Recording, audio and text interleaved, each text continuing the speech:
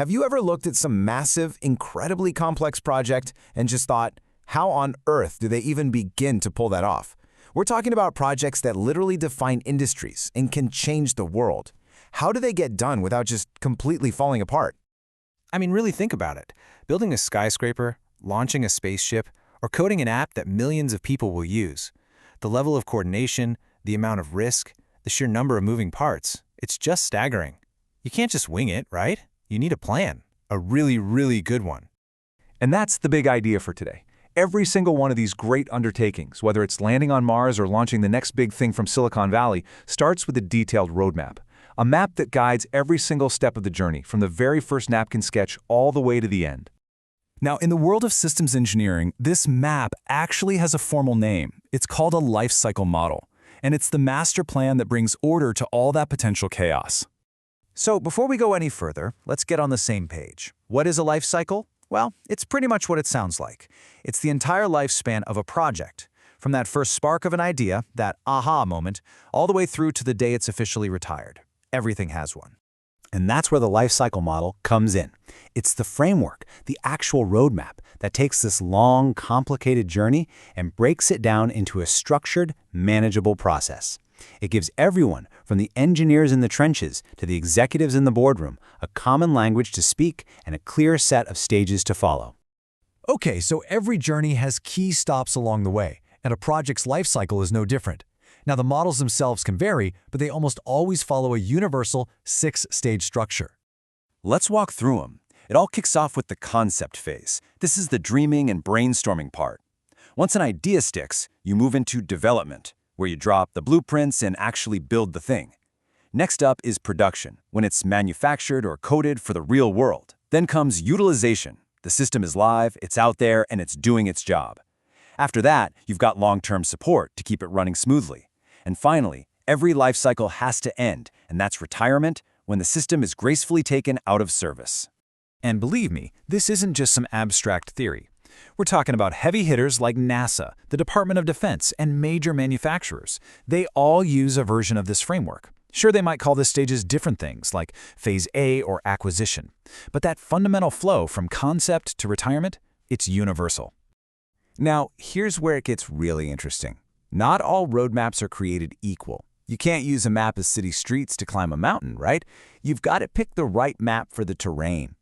You see, project models exist on a spectrum. On one end, you have these super rigid, step-by-step, planned out to the last detail models. And on the complete other end, you've got these incredibly flexible, adaptable, learn-as-you-go processes. Choosing the right one is absolutely critical. So, how do you choose? Well, it all boils down to your environment.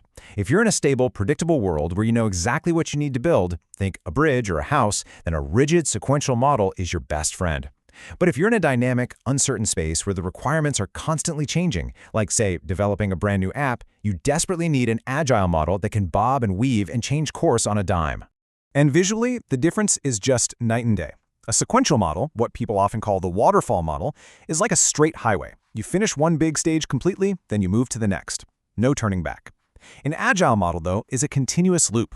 It's all about rapid cycles of planning, building, testing, and learning.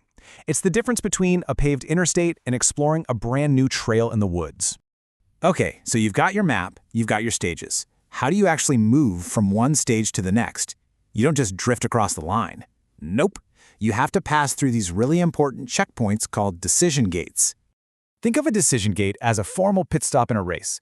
It's a deliberate pause where everyone stops and asks, are we really ready to move on? To get through the gate, you have to prove you've met all the exit criteria for the stage you're leaving, and you're ready to meet the entry criteria for the one you're about to start. You can only move forward once every single box is checked. At the end of the day, these gates are all about managing risk and keeping quality high.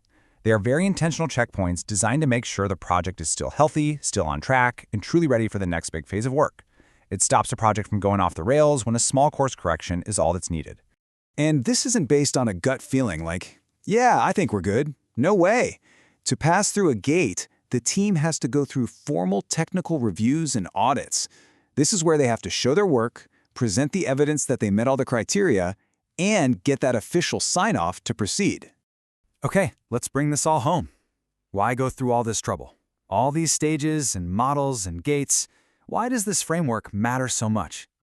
Well, for one, it gives everyone a common language, a shared playbook. It takes a monumental, overwhelming task and carves it up into smaller, manageable chunks. It forces those critical checkpoint conversations to reduce risk along the way. It makes sure that what you build in the end is actually what you set out to build in the beginning. And maybe most importantly, it creates a predictable, repeatable process for success.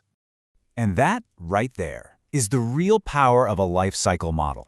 It's the disciplined, structured framework that allows us to take our most ambitious, most complex, most out-there ideas and turn them, step by step, into real, tangible, achievable realities.